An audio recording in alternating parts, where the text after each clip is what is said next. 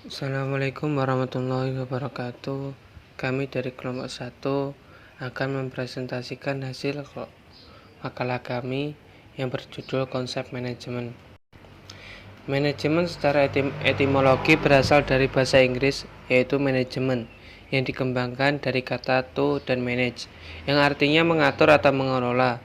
Kata manage ini sendiri berasal dari Italia, yaitu managio, yang diadopsi dari bahasa lain, yaitu menegir, yang berasal dari kata manus, yang artinya tangan.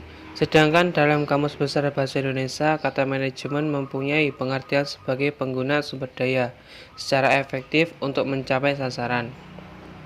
Gulick mengemukakan bahwa manajemen merupakan ilmu atau kiat, seni, dan profesi, karena manajemen dipandang sebagai suatu bidang pengetahuan yang secara sistematis berusaha memahami mengapa dan bagaimana orang bekerja sama.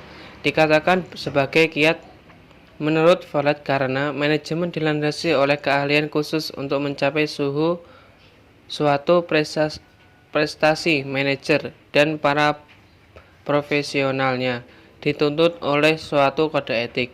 Sifat khusus yang utama dari manajemen adalah integrasi dan penerapan ilmu serta pendekatan analisis yang dikembangkan oleh banyak disiplin ilmu. Dari beberapa penjelasan di atas, jelas bahwa manajemen merupakan suatu seni atau proses pengelolaan sumber daya yang ada dalam rangka mencapai tujuan yang telah ditetapkan secara efektif dan efisien. Selanjutnya akan diteruskan oleh rekan saya. Baik, selanjutnya yaitu mengenai proses manajemen. Proses manajemen sendiri yaitu merupakan serangkaian kegiatan yang diperlukan untuk mencapai suatu tujuan tertentu, yang mana diantaranya proses manajemen tersebut yaitu meliputi yang pertama yaitu planning, yang mana planning ini yaitu merupakan suatu perencanaan yang pada dasarnya dapat diartikan mengupayakan penggunaan sumber daya manusia, sumber daya alam, dan sumber daya lainnya untuk mencapai suatu tujuan. Perencanaan sendiri yaitu suatu proses yang digunakan dalam memilih tujuan dan menentukan cakupan pencapaiannya. Dan juga arti penting dari sebuah perencanaan yaitu memberikan kejelasan arah bagi setiap kegiatan, sehingga setiap kegiatan nantinya dapat diusahakan dan dilaksanakan seefektif dan seefisien mungkin. Yang kedua yaitu pengorganisasian, yaitu didefinisikan sebagai proses kegiatan penyusunan struktur organisasi sesuai dengan tujuan-tujuan, sumber-sumber, dan lingkungannya. Pengorganisasian yaitu merupakan upaya untuk melengkapi rencana-rencana yang telah dibuat dengan susunan organisasi pelaksanaannya. Dan yang ketiga yaitu mengenai pelaksanaan. Pelaksanaan sendiri yaitu merupakan membuat semua anggota kelompok agar mau bekerja sama dan bekerja secara ikhlas serta bergairah untuk mencapai tujuan sesuai dengan perencanaan dan usaha-usaha pengorganisasian.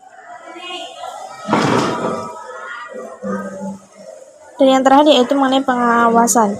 Pengawasan sendiri merupakan proses pengamatan dari seluruh kegiatan organisasi guna lebih menjamin bahwa semua pekerjaan yang sedang dilakukan sesuai dengan rencana yang telah ditentukan sebelumnya. Yang selanjutnya yaitu C. Manajemen dalam organisasi.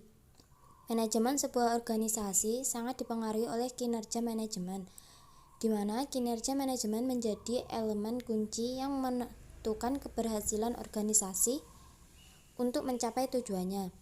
Kinerja manajemen sebuah organisasi dapat dipahami dengan menggunakan teori stewardship sebagai alat analisis. Stewardship adalah teori yang menjelaskan motivasi kerja manajemen berorientasi pada pencapaian tujuan pihak prinsipal. Sekian dari kelompok kami, kurang lebihnya mohon maaf. Wassalamualaikum warahmatullahi wabarakatuh.